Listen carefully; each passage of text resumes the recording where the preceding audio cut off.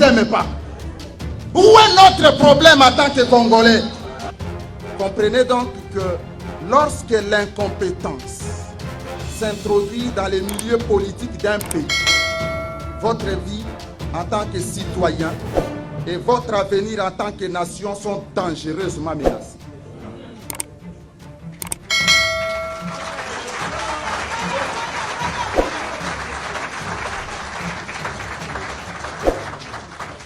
Et lorsque les pouvoirs publics sont incompétents et sans réelle vision politique, favorisant les changements et le bien-être social, comme c'est le cas actuellement en République démocratique du Congo, la société civile en général et plus particulièrement l'Église devrait constituer un véritable rempart pour la population.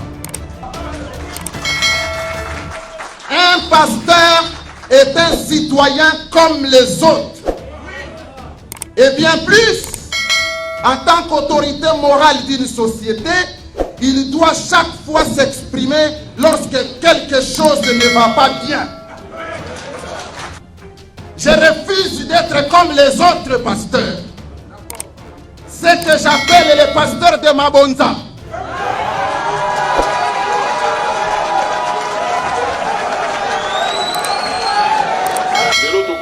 Union sacrée. Kagame peut accueillir le même piège pendant que le chef de l'État Zobenga mon frère, Bango Bazomone Yuma. Pendant qu'il y a intérêt à des nations, Bango Bazomone Yuma. Les lots aussi, tant que Kagame va se préparer au pire. C'est que tant que Tazol va se préparer au pire, c'est que de gauche à droite, Kagame va oui, il y a ça à et maintenant, Souka Nango Bisika na CP la chef Virgile. Alors dit non, mais je souhaite les meilleurs en RDC comme au Rwanda. C'est que de gauche à droite, les positions à Kagame, et ça qui est tout bon ça. Mais si quoi est-ce que même opposant, au website.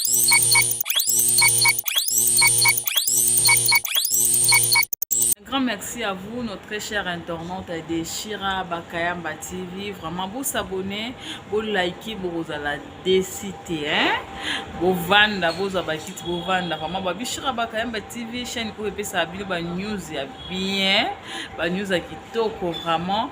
Le tout le monde actualité, le président de la République Nabiso Fachi Beto, qui d'ailleurs na président ya Rwanda na Angola. Vraiment, mingi na zela rabino, Mouto aye baramo politique trop ndeko Godé o aza communicateur ya IDPS, communicateur ya IDPS ndeko Godé Mbia, la réserve de la République. Donc tous côté déjà ameka pour faire comprendre biso, ameka pour expliquer biso président de la République akenda ki na Angola tout ça la nini basolo ki masoni babeta ki kuna pona mamba este. Vraiment, ils allaient bien makasi, to meka déjà pour côté de on a so Godé, vous allez toujours brancher sur Chira Bakayamba TV. Pour cause à décider, babine de Godé Mbia, bongama déjà, internaute na biso, bazan a besoin ba yeba, en tant que communicateur de l'IDPS. Communicateur de l'IDPS, de Godé Mbia, to côté déjà vous a branché, vous s'abonner. Vous likez sur Chira Bakayamba TV. Merci beaucoup. Intercepté dimanche à Rutoboko par la police des mines, démonté par les vulcanisateurs, devant les membres de la Commission nationale de lutte contre la fraude minière CNLFM, mais à l'intérieur, une grande quantité de minerais décolletants. Un acte qui révolte. Des véhicules avec des pneus minéralisés qui roulent dépassent un peu notre entendement. Je ne sais pas si la nouvelle technologie au Congo a pris un peu de l'avance. Vous verrez que c'est plus ou moins 600 kilos qui sont dans les pneus neufs, avec des chambres ailleurs, avec des coltants de très bonne qualité, et ça roule. Kitan, Rubaya, Ngungu. Mais on vient de comprendre, ces réseaux est très bien organisé. Ils prennent des minerais, ils réduisent leur granulométrie. Ils les broient, ils doivent avoir des usines associées au quado. Vous vous êtes rendu compte que pour que le pneu soit conditionné de cette manière-là, il y a des quados qui ont pris maintenant aussi le goût de s'associer aux fraudeurs pour les aider à monter ça. Je leur dis, prenez que 3 à 6 mois que les véhicules qui traversent nos barrières Rutoboko et Mubambiro roulent sur des pneus minéralisés, prenez une moyenne de 4, 5, 6 véhicules par jour, je crois que ce premier producteur du coltan allait rebondir. C'est des minerais qui devaient passer à la barrière, il paye tout ce qu'il faut, il insulte même nos policiers, on ouvre tout bonnement. Il roule sur des minerais, il les amène de l'autre côté. Le coordonnateur provincial de la CNLFM en appelle au sens patriotique de tout un chacun. C'est pourquoi j'en appelle à un sursaut patriotique qui doit partir du sommet jusqu'à la base. Nous devons tous nous mobiliser. Un tel véhicule, vous me direz que non, il y a la loi pour le restituer. Non, je demande aux parlementaires, s'il y a des lois qu'il faut corriger, c'est des lois comme ça. Un véhicule qui met de pneus, il prend nos minerais, il l'amène à l'étranger, on dit non, voilà, le propriétaire du véhicule n'était pas au courant, la loi dit que celui qui a transporté ne pose pas de problème. Non, j'estime que ce véhicule ici, qu'on vient de me couper la tête pour la restituer. Notons que cette Jeep reste entre les mains des services spécialisés et les enquêtes se poursuivent pour savoir qui en est les propriétaires pour des poursuites judiciaires. Bonjour, peuple congolais de partout, place Mozali. Tu sais que Rwanda a commandé la souka. Vous avez écouté déjà ma première impression à Kagame à niveau de Rwanda. Donc vous allez suivre plus des images que Mamakeli et Laniso. Parce que j'ai suivi Paul Kagame, à l'objet, le Rwanda s'est préparé au pire. Mais il souhaite quand même le meilleur entre le RDC et le Rwanda. Donc je crois que c'est pour la première fois que Mouna Kagame très agité, Kagame a commis très agité. Donc le meilleur est que l'opposition congolaise, Félix Antoine Tshisekedi Tshilombo Fachi Beton, a vidé bango substance en matière de parce que dès le début à pouvoir, l'opposition congolaise a besoin des matières à se vendre au sein de la population. Les premières matières étaient quoi? Que Bisoto Mundisa Kabila, Félix Antoine Tshisekedi Tshilombo a accédé à pouvoir, à Komissi Kabila partenaire, à Komissi Kabila ami. Cet discours passé au sein de la population, mais alors il y a les stratégies de l'homme. Après ça, qui Kabila chance, il y a qui collaborer, qui travailler ensemble pour l'intérêt du pays. Mais l'FCC avec Kabila en tête, il y a le roi Yuma. Mais il y a Azamouana Lyon, il y a Azamouana Nkoi, Fachi Beton Moukotombolo, discours à 6 minutes et 4 Makamouana. Dans l'année Kagame la fois passée, Kagame a regretté Nenge RDC to komi na minute au boui. Il ne comprend pas parce qu'ils ont discuté longuement avec le chef de l'État, mais il ne comprend pas comment Félix a pris une autre direction.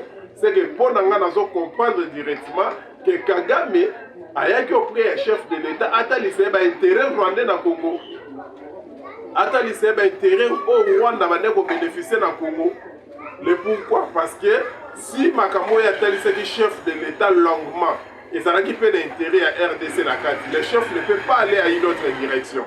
C'est que le chef qui a une autre direction, il a trouvé qu'il n'y a pas l'intérêt de la RDC dans la carte. Le pourquoi dans le Babongo, c'est que l'opposition congolaise de Bavanda, qui est le chef de l'État, Fachi Beton Moukotombolo, qu'il est ami, complice, frère de Kagame, ami et complice, frère de Kabila. Lelo Oyo, Kabila a compris que philosophie est chef de l'État a rompa. Par contre, on a rompa FCC cash, lelo tokomana union sacrée. Kagame peut accueillir le même piège pendant que le chef de l'État Zobenga est mon frère. Bango bazomone Yuma. Pendant que lelo tokomana union sacrée. Kagame peut accueillir le même piège pendant que le chef de l'État Zobenga est mon frère. Bango bazomone Yuma. Pendant que c'est intérêt à des nations, bango bazomona Yuma. Lelo aussi, tant que Kagame va se préparer au pire. C'est que tant que Mutazolo va se préparer au pire, c'est que de gauche à droite Kagame va ouais koya ça animi et ya. Maintenant souka nango bisika na CP la chef virgule. Alors non, mais je souhaite les meilleurs en RDC comme au Rwanda. C'est que de gauche à droite les positions à Kagame et ça que tobongisa. Mais si quoi est-ce que même opposant, web sa population qui na minute yo Kagame za na kati ya kobuka kobomisa na RDC parce que Félix Antoine Tshisekedi Mukatombolo a attaqué tous les contrats bilatéraux entre RDC et Rwanda. A attaqué tous les contrats commerciaux entre RDC et Rwanda. C'est que Rwanda n'est pas Bazawana. Boti komona ba image et puis komona ba image na émission oyo. Ba kangi au moins 600 kilos. Ya coltan na kati ba piné ya mituka. Soko moni lelo pour matière et bimana RDC kati sa Rwanda. Et comme il koleka na kati ba piné ya mituka, c'est que le chef de l'État verrouillé là où les matières là passaient facilement. C'est que le chef de l'État a verrouillé bisika babane ko matière wana lokola ya mutute ya elokote. Yango nazo senga la population va comprendre démarche nini Mukwatombola zanango. Démarche nini Fachi Beto zanango. Bande ko na biso baza na diaspora, ba papa Doucouré immortel, ba papa Cyril Oxon pour comprendre que Mukwatombola a verrouillé este wana. Tiozoko Kagame atindi 50 camions de militaires, Kagame atindi boîti tinda na yo, mais minéré oko luka place ko bimela. Oko luka place minéré ko bimela. Bozala kana ngombe te na Rwanda. Boka na miliki boka na fromage. Bozala rappela ba montagne, bolobi visite Rwanda, Rwanda est un pays le mieux à visiter. Mais quand vous se concentrer dans le pays na bino. Donc na yebisi bino même atterrissage chef de l'État na kati ya Rwanda, bolanda ngona ba vidéo. Bon, ndenge Mukwatombola qui est très déterminé dans lundi, le chargé en communication, M. Moussemana, Bangombe Bazar en communication, chef de l'État, a lobby que c'est une occasion pour la République démocratique du Congo de dire en face du monde à Kagame de retirer ses militaires en RDC et de prendre si ce sont M23, il ne faut pas confiance. M. Moussemana, Bangombe Bazar en communication, chef de l'État, a lobby que c'est une occasion pour la République démocratique du Congo de dire en face du monde à Kagame de retirer ses militaires en RDC et de prendre si ce sont M23, il ne faut pas confondre les époques. L'époque de Kabila est révolue, l'époque de Kabila est déjà passée. Donc, pour le monde vidéo, comment Rwanda a changé stratégie à Royiba minéré dans RDC. Libosé Baneko Bima librement, sans contrôle, mais les lots, comme il faut utiliser, piné à Mutuka. Pour le monde vidéo, c'est que Mukwatombola a verrouillé Estewana. Bino va trouver finga état de siège. Bino va trouver faire des sens de l'autre côté. Mais tu retournes que Rwanda Baneko a minéré facilement ce qui est dedans. Mais qu'est-ce qui a fait que le Rwanda comme une stratégie, Nino Yago Bimisela, ma minéré wana.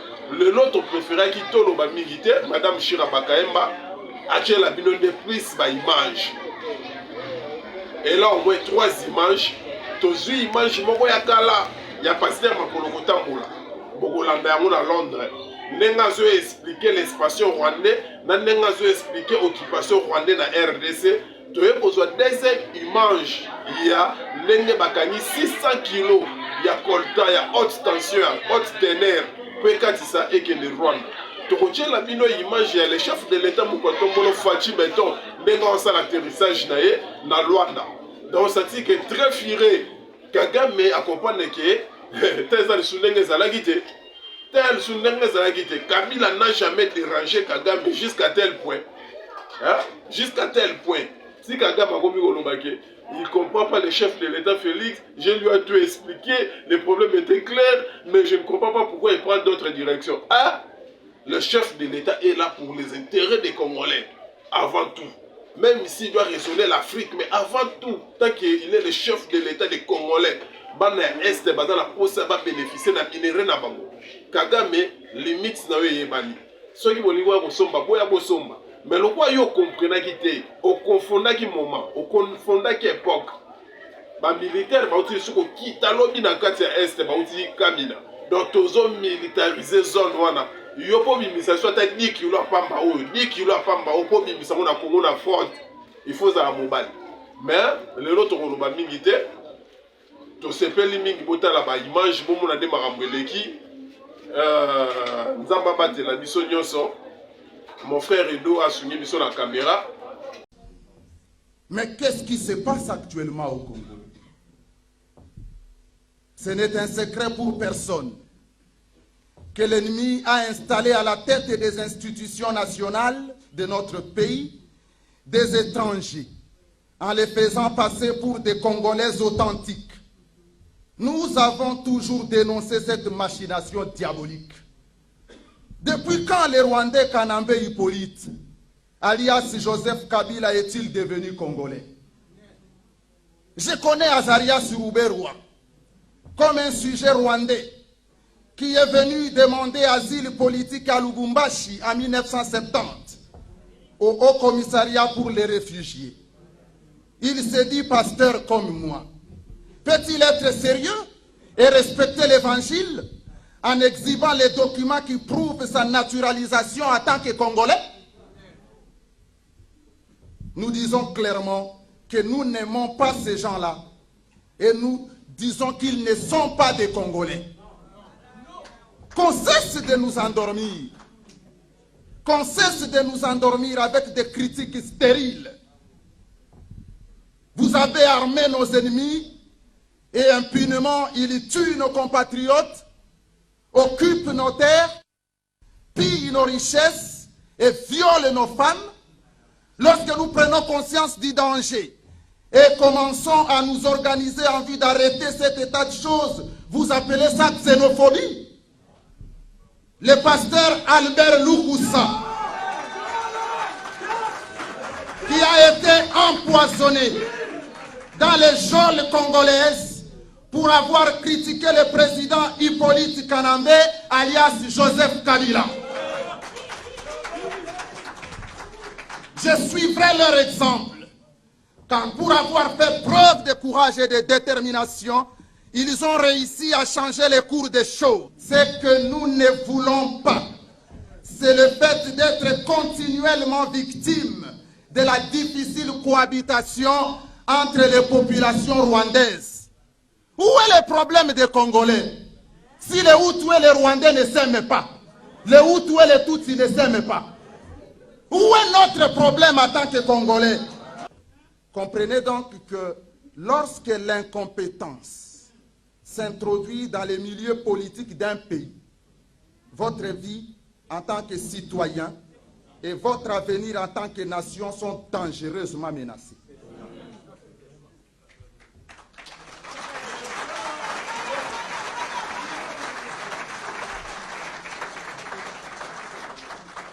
Et lorsque les pouvoirs publics sont incompétents et sans réelle vision politique, favorisant les changements et le bien-être social, comme c'est le cas actuellement en République démocratique du Congo, la société civile en général et plus particulièrement l'Église devrait constituer un véritable rempart pour la population.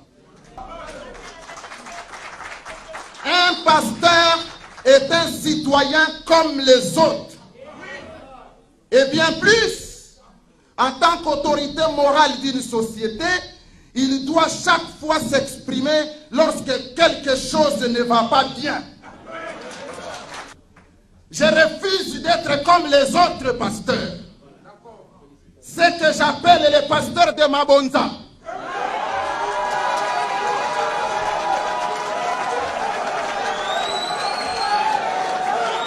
Merci beaucoup, internaute Shira Bakayamba TV. Bolandi ndenge ndeko Godé a expliqué, ndenge a lobby TV Zaka Radio te boyoki en tant que communicateur ya IDPS ndenge a expliqué rencontre ya président de la République na biso na président ya Rwanda bakutanaki na Angola.